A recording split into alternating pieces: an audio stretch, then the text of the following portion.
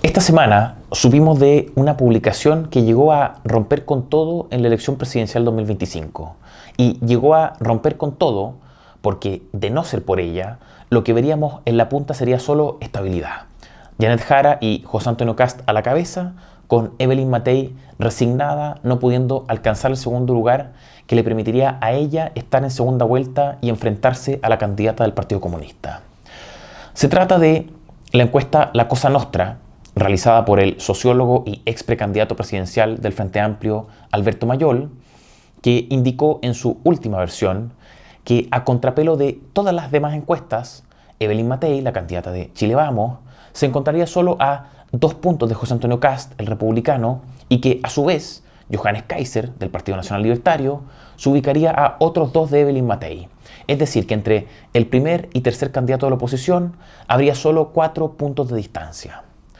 Se trata, además, de una encuesta que, adicionalmente, proyectó que, al llegar a la primera vuelta, los 3 candidatos estarían en el triple empate, en el rango de los 18 o 21 puntos, y que, por tanto, todo podría pasar, como estamos escuchando repetidamente estos días, y que es justamente la sensación ambiente que, tras la publicación de la encuesta, se intentó instalar. La posible consecuencia de aquello, la agudización de lo que viene sucediendo hace semanas, el incentivo total y destructivo en la oposición al gobierno de Boric para sacarse los ojos y algo más que eso, pero, como es usual en la derecha, de la peor forma posible, con, primero, discusiones sobre cuestiones que a nadie importan. La especulación pequeña acerca de por quién votaría o en cuál partido militaría si estuviera vivo alguien que hoy está muerto. Segundo, con acusaciones relativas a episodios recientes de nuestra historia política, respecto de los cuales se comparte responsabilidad. Esto de que los procesos constituyentes fallaron por los extremos. El primero por los extremos de la izquierda y el segundo, aquí la pelea por supuesto, por los extremos de la derecha, en circunstancias de que fue esa derecha a la que llaman extrema, junto con la derecha, la que llaman también no extrema o centroderecha, ambas juntas, las que empujaron fanáticamente el cambio de nuestra Constitución por un mal texto. No debiendo olvidarnos, además, que fue esa centroderecha la que le dio curso no solo al primer proceso constituyente, sino al segundo también. El 4 de septiembre, cuando corrió a los brazos de Gabriel, al día siguiente de ese 4 de septiembre, de lo que pudo haber sido la mayor victoria de la derecha en la historia de nuestro país. Y digo énfasis en pudo haber sido.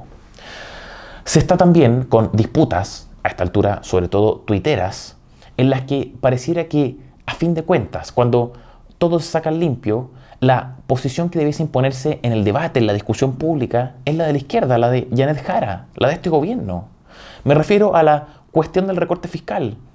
A ver, por defectos de ambas oposiciones, pareciera ser que el recorte fiscal o no puede hacerse o se hará mal, por la falta de voluntad de unos o por la falta de pericia de los otros.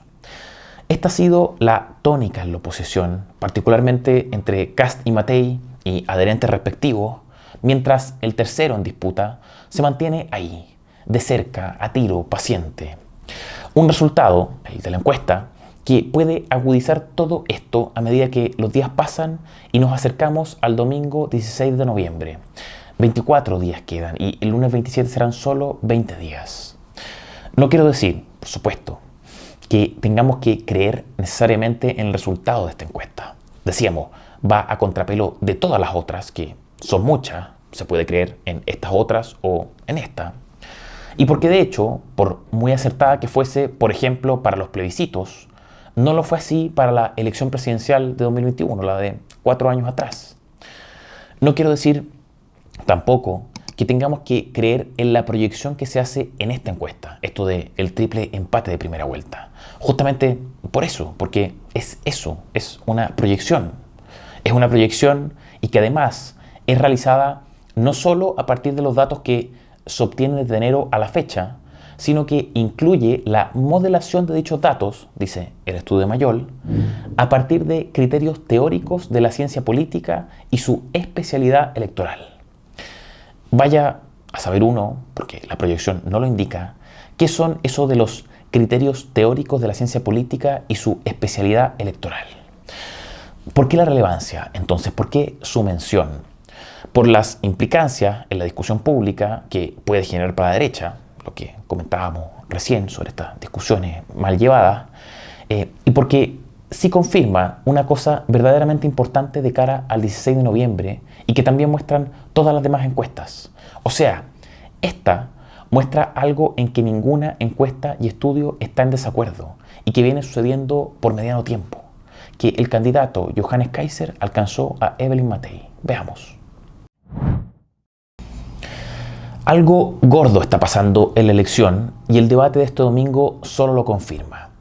Johannes Kaiser está sobrepasando a Evelyn Matei prácticamente en todas las encuestas y muy probablemente aparecerá por sobre ella la noche del 16 de noviembre tras la primera vuelta. Para entender por qué y hace cuánto podría estar pasando esto, tenemos que remontarnos no tan lejanamente en el tiempo. 3 de julio de 2025, este año, mediados de año. 3 meses y medio atrás, una persona muy influyente en la UDI, o quizás antes muy influyente y recién absuelto en el caso SQM, Pablo Longueira, señalaba que los 15 días siguientes serían decisivos para Matei. O sea, días decisivos, es decir, días en que se resolvería algo. Evidentemente, si se trataba de la candidatura de Matei, eran decisivos en cuanto a su competitividad y futuro como candidata. En ese momento, Evelyn Matei, la candidata de Chile Vamos y Demócratas y Amarillos, marcaba en promedio en las encuestas, Cadem, Pulso, Panel, Criteria, 18 puntos y Kast 21. La distancia entre los dos era poca, solo de 3 puntos. Se había producido recién el adelantamiento del republicano a la candidata de Chile Vamos y estaban prácticamente empatados. Sin embargo, cumplidos los 15 días decisivos de Pablo Longueira, José Antonio Kast aparecería disparado en 26 puntos y Matei esta vez en 16. O sea, Kast habría sumado 5 y Matei caído 2. Los 3 puntos que los separaban justo antes de comenzar los días decisivos se habían transformado en 10.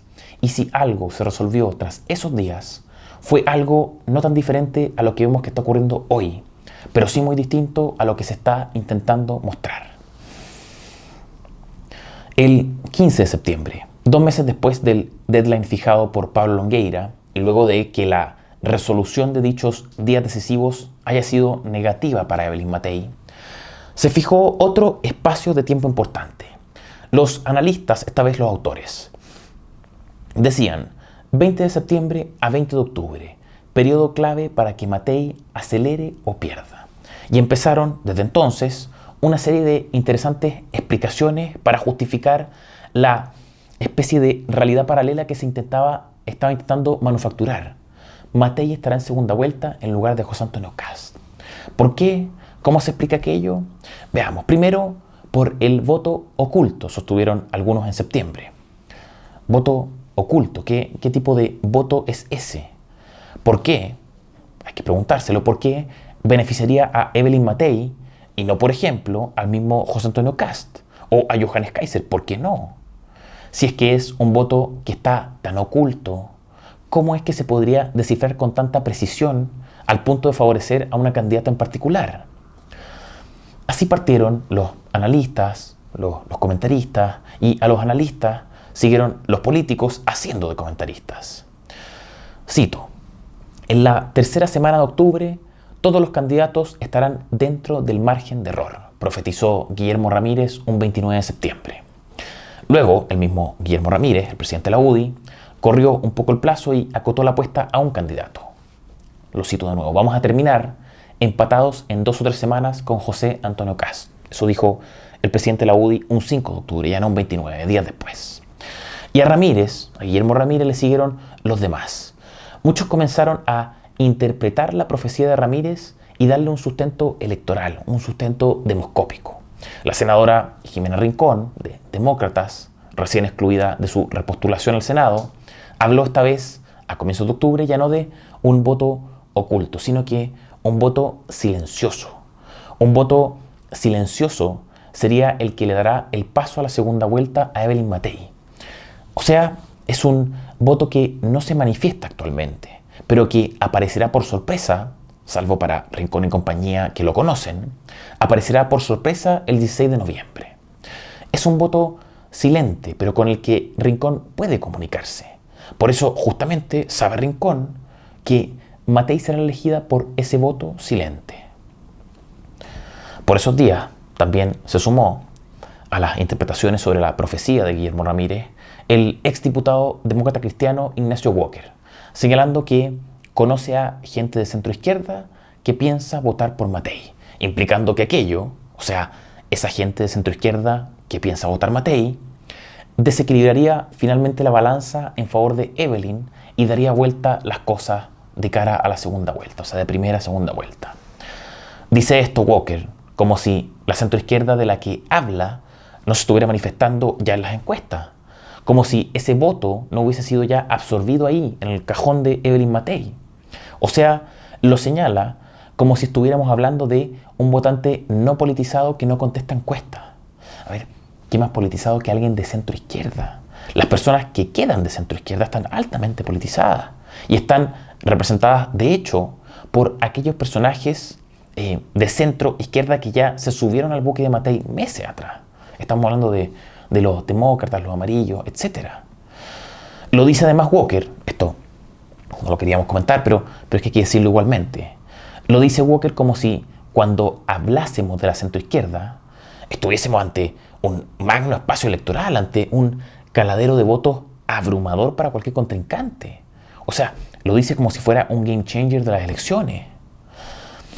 Lo dice también como si Demócrata, uno de los partidos de la centroizquierda, no fuera hoy un partido de votos prestados por la DC y el PDG. Lo dice como si Amarillos, el movimiento ese Amarillos por Chile, no fuera hoy un club de electores del Mercurio. A ver, en serio, si la centroizquierda realmente fuera así, un espacio masivo de votos, esa centroizquierda tendría, lógicamente, un candidato propio. Eso hay que preguntarle a Ignacio Walker, quizás. ¿Por qué no hay candidato propio entonces? Si se supone que el espacio de la centroizquierda puede ser fundamental en la contienda electoral.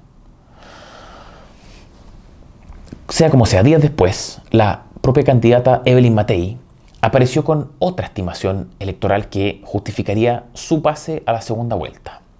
Ella habló ahora ya no de un voto oculto o silente, sino que dijo, se trata de un voto grande, escondido y no revelado. Algo así como una verdad desconocida para todos, lo que a muchos nos evoca, por supuesto, creo yo, algo religioso. Es una verdad desconocida, decíamos, para todos, salvo por unos pocos, entre ellos Evelyn Matei, a quien se le ha revelado, tal como lo habría hecho, no sé, Alá con Mahoma en su momento, creen los musulmanes respecto del Corán. Se le reveló a Evelyn Matei como algo grande, dice ella, lo suficientemente grande como para pasar a José Antonio Kast y enfrentarse a Jara en la segunda vuelta. Y a ver, lo cierto es que si es una revelación, debería serlo, debería ser grande. Su vocera, la vocera Paula Daza, en cambio, recurrió, eso sí, a otro tipo de explicaciones, no tan religiosas, sino más químicas, por decirlo de alguna manera. Daza indicó que todavía está muy líquido el tema de las encuestas. Esto fue ahora en octubre. O sea, algo así como que todo está cambiando, hay alta fluidez. Partículas electorales pasan una sobre otra y otra sobre una y por tanto todo puede pasar. La frasecita esa, todo puede pasar. De hecho, se le pregunta a Paula Daza en entrevista en la iluminadora revista Velvet sobre la posibilidad de ver a las dos derechas en segunda vuelta. Y ella contesta rápido, sin duda. De todas maneras puede ocurrir, dice Paula Daza. Imagínense, esto lo dice Paula Daza, la vocera de Evelyn Matei, solo 10 días atrás, un 13 de octubre. A ver, ¿cómo no? Seguramente estamos diciéndonos todos para nuestro adentro. Si estamos todavía ante un voto oculto, silencioso, no revelado, líquido, o sea, obvio, ¿cómo no las dos derechas en segunda vuelta? Ese mismo día en que habló la vocera, también lo hizo uno de los Juanes que llegó al comando cuando Matei se debatía si continuar o no en la carrera presidencial. No fue esta vez Juan Sutil, que está redactando las condiciones de apoyo a Kast para la segunda vuelta, sino que fue Juan Antonio Coloma. Coloma, en la tercera, llamando a la calma, indicó que llegará la ola del sentido común. De nuevo, todo lo que hemos visto hasta hoy en las mediciones no ha recogido el sentido común. O sea, no ha llegado el sentido común a las mediciones electorales y por tanto, si no ha llegado, todo lo que estamos viendo hasta ahora, contrario al sentido común, es lo absurdo, lo irracional, el disparate. Y justamente por eso es que Evelyn Matei todavía no se encumbra en las encuestas. Entonces, una vez que esa ola de sentido común arribe, Matei pasará arriba porque se supone Coloma y suponen ahí, que ellos, Matei y Chile Vamos, encarnarían esa ola de sentido común. Serían la manifestación o revelación, para ponerlo en su propio lenguaje, la revelación del sentido común en la política. Habría que obviar, eso sí, que fueron ellos. Habría que obviar que fueron ellos los que, sin considerar todo el hastío y agotamiento de la ciudadanía con el proceso constituyente y viéndonos incluso al borde del abismo, decidieron, como recordábamos, correr a los brazos de Gabriel, 5 de septiembre, a entregarle la Constitución no por primera, sino por segunda vez. Eso luego de que la izquierda había sufrido lo que pudiera haber sido su peor derrota en la historia reciente de nuestro país. Habría que obviar también que son ellos los que nos están indicando majaderamente, casi en la misma posición que Gabriel, de nuevo, que lo único que se puede recortar en el Estado son 2.000 millones de dólares. Porque de despilfarro solo hay 2.000 millones de dólares, ningún peso más. Nos dicen que el restante 98% del presupuesto de la nación está bien gastado y que no hay ni una gota de despilfarro en él. Para que esta revelación del sentido común, esta ola de revelación del sentido común manifestada en política se exprese, habría que obviar también, tenemos que dejarlo de lado, que fueron ellos, Matei y Chile Vamos, los que, sumados a la izquierda, amenazaron con la agitación de la paz social si es que no eran ellos los que se imponían en la elección y sí, en cambio, José Antonio Kast o Johannes Kaiser. Qué conectado con el sentido común el secuestrar psicológicamente a los chilenos para efectos de obtener su voto en las urnas. Someter a la ciudadanía a una presión psicológica tal con el objetivo de obtener su voto. Pocos días después de eso, y sí, son pocos días porque no se logró colar ninguna de las fantasías electorales fabricadas, pocos días después de la ola de sentido común de Juan Antonio Coloma, se puso aquí sobre la mesa el nuevo movimiento tectónico electoral. Este es uno fascinante, es el movimiento Nulos por Matei. Nulos por Matei, que encabeza Jorge Chausson. Y esto no me lo estoy inventando yo, esto es en serio. Se trata de gente que había decidido votar nulo, pero que no sabemos qué propiedades ha visto en Evelyn y ha decidido cambiarse y darle su voto, darle el voto a Evelyn Matei. Evelyn Matei ha logrado conectar con los nulos, con esos que no quieren mucho la política, no quieren saber de la política ni mostrarse prefiriendo a alguien. Se trata de los que no están ni ahí, o estando ahí la rechazan, pero ellos están optando, eso sí, ahora por una de las candidatas del establishment político. Los nulos, ahora sí, optando por aquella candidata que lleva entre 4 y 5 candidaturas presidenciales a cuestas, incluyendo sus intentos fracasados con espionaje incluido. Los nulos, conectando con quien ha vivido en política por más de 30 años. Conectando a los nulos con la coalición que nos llevó a Bachelet 2 y luego a Boric, que nos metió no en uno, sino en 2 procesos constituyentes. Ahí están todos los motivos. ¿Cómo no hemos entendido nosotros el nivel de compenetración que puede tener la candidatura de Matei y los nulos? Si están todas las razones sobre la mesa. Todas. Lunes, 19 de octubre, a horas del triunfo de Rodrigo Paz en Bolivia. Esto ya fue hace un par de días, 4 o 5 días atrás. Comienzan a escucharse los susurros en los equipos de Matei, que son luego replicados en los medios de comunicación tradicionales. ¿Qué dicen? Oye, las encuestas fallaron allá, las encuestas fallaron en Bolivia. Podrían fallar acá también. Vamos a ganar. Porque obvio. Esto es obvio. ¿Cómo no se nos había ocurrido tomar un país con una situación política y social radicalmente diferente a la nuestra y hacerla propia para mostrar que sí se puede? No importa si Bolivia no es Chile y si Chile no es Bolivia. No importa si lo de Bolivia fue una segunda vuelta y lo que se juega hoy en Chile es una primera vuelta. No importa si en Chile, en las últimas 4 elecciones presidenciales desde 2009, las encuestas no han fallado en cuanto a predecir quiénes serán los 2 candidatos que estarán en segunda vuelta. No importa. No importa, ¿no? Si viene Rodrigo Paz. Día siguiente, dejamos al pobre Rodrigo Paz de lado, que acaba de ganar su propia elección. 20 de octubre, un día después, horas después, el factor Kaiser se escucha ahora en los equipos con el aire de los medios de comunicación. Un movimiento electoral que, en síntesis, explica un triunfo de Evelyn Matei no por las propias virtudes, sino por las virtudes electorales de otro, de Johannes Kaiser, y la mella correlativa de José Antonio Kast. En fin, este fue el denominado 20 de septiembre a 20 de octubre, periodo clave para que Matei acelere o pierda. Luego de todo lo que escuchamos, Guillermo Ramírez, según informa La Tercera, le baja el telón a la fábrica de fantasías, llamando a dejar de especular con las encuestas. O sea, uno de los dirigentes de la fábrica, ahora converso, llamando al orden. El compañero de pacto de Aldo Duque en el Distrito 9, el abogado de narcos. Que, en fin, esa es otra historia en la que seguiremos profundizando aquí en FNM, porque el recibimiento ha sido impactante y por eso aprovecho para agradecerles a todos. Pero vuelvo a nuestra historia, la que nos convoca hoy. En el momento en que se abrió la fábrica de fantasías, esta que luego cerró Guillermo Ramírez con el llamado a no especular, Matei promediaba 15 puntos en las encuestas y Kast 23. O sea, 8 puntos de distancia en ese momento, 8 puntos los separaban. 20 de octubre se cierra este periodo de fantasía, ya ha cumplido el periodo para que Matei acelere o pierda. 15 puntos para Matei en promedio, 22 puntos para José Antonio Kast. O sea, 7 puntos de distancia entre ambos. A ver, ¿se dan cuenta de la candidatura?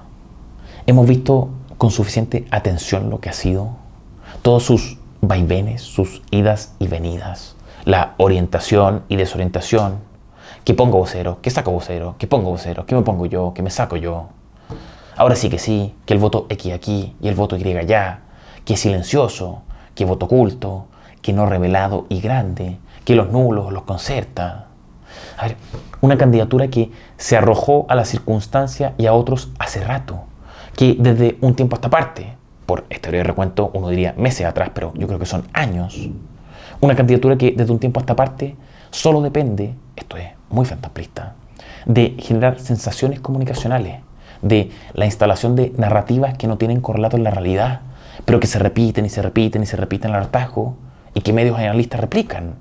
O sea, que es justamente lo que hizo la proyección y la única encuesta que muestra Evelyn Matei con algo de chances.